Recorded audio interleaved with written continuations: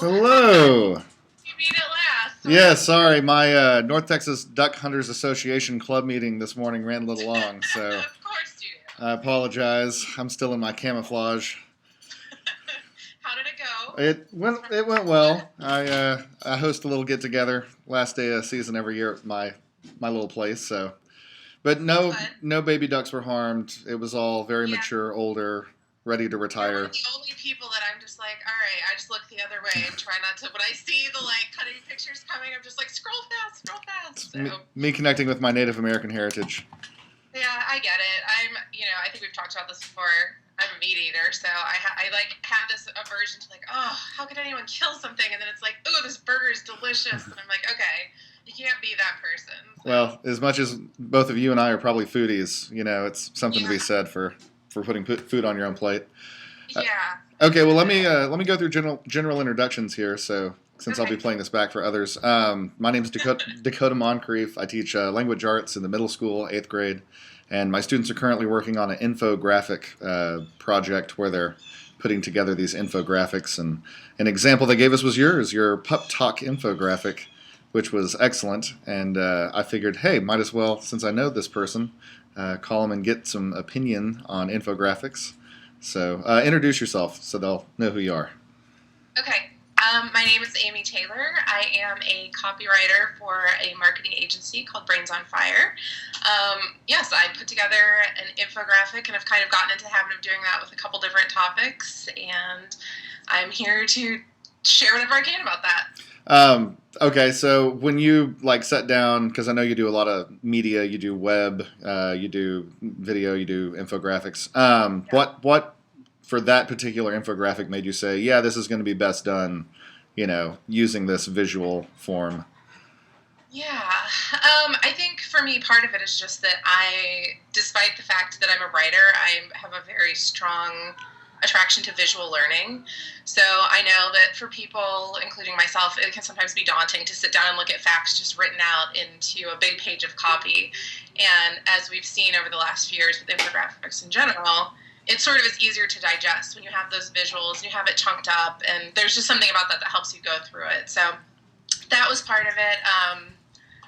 Also, just that it's a cause that I'm passionate about. And as you see in that infographic, there's, I think at any given time, 17 million families looking to bring pets into their home. And there's this huge surplus in shelters, and most of them are adoptable. And just because of that sort of lack of awareness, all of these animals end up getting euthanized just because there's not space. So it's part awareness raising. And then also part of it is when someone reaches out to me, I want them to understand that by working together, they're not just hiring me to do a job, they're also sort of becoming my partner in giving back to a cause that I'm really passionate about. So was that the first infographic you had ever done? Because it seemed very well put together. No, it was actually the second. The first one that I did was an infographic for Columbus, which is the city where I live in Ohio. And we have a very sort of enthusiastic community in Columbus, but nobody had actually done an infographic sort of about the accolades and just the stuff that's going on in the city. And so that was my first one, and that actually ended up going viral within our community. And it was really neat because the mayor retweeted it and just got all this really, really positive feedback. And so And I think I did see that one. I had not known that you'd done the second one until it showed up on my desk. So yeah, so yeah, th- that's crazy.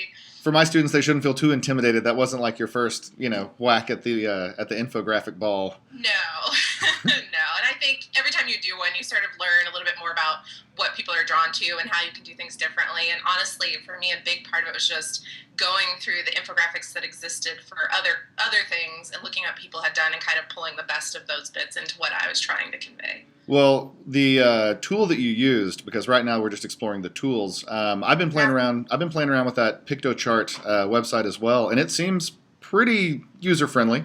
I'm working on the Princess Bride, when not to go in against a Sicilian infographic. That's going to be my project that I'll be demonstrating You for don't the. need to see it. Yeah. Oh yeah. Yeah. I'll share the link with you. It's about halfway done. But I also liked, because I talk to my students all the time about why it's so important if you're giving people facts and figures, that you have some source to back it up. And I loved it because at the bottom of yours you had the links to where you could go to verify information. The pit bull, you're more likely to be whatever, struck by lightning or. Killed by coconut. Yeah, I mean, those are some great facts. So, like time spent researching versus time spent actually putting an infographic together. Do you think that's like a 50-50 split, or do you think most of the work goes into the background, the research, the Yeah, for me, it was actually the design because I'm not a designer by trade. I'm a little bit slower on that side.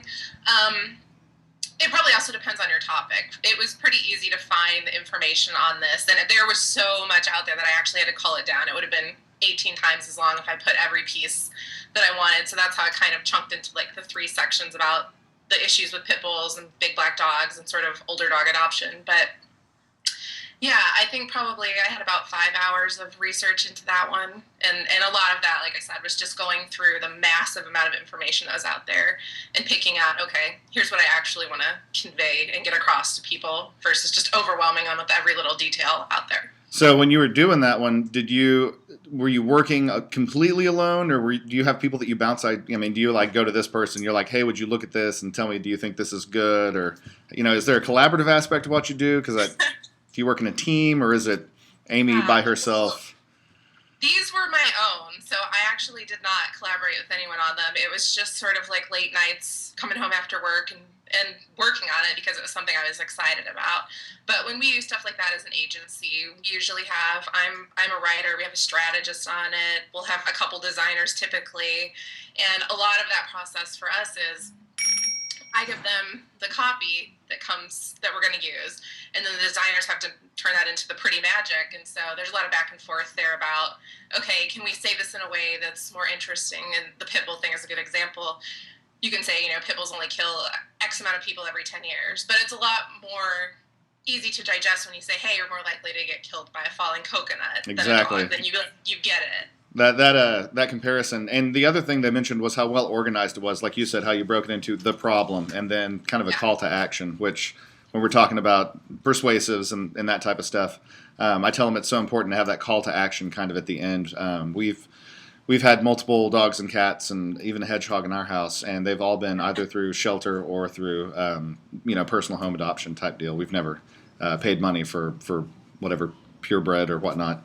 So yeah, very cool. I mean, it hit home, and I have a friend who worked at an Austin animal shelter for years and years and years. He's a secretary for the city police department now, but I'm going to Skype with him and just kind of talk a little bit more about the aspect of shelter dogs, getting them adopted, finding homes, that kind of deal, because I like that topic, and I'm hoping some of my students will piggyback off of that for a just kind of a starting point. Like I said, they're eighth graders, but some of the stuff that they put together is really amazing, and I will also at a later date share with you, some of the good examples that we got from them.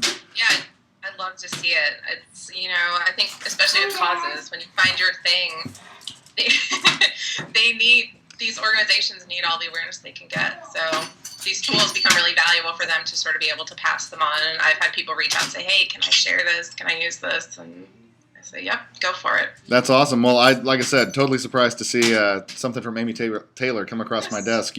You probably have 20,000 eighth graders at the Louisville ISD who are going to look at your infographic and hopefully get you a couple more hits and stuff. So, I'm excited. It's a small world. Is there anything else that you think we should add or comment on concerning infographics?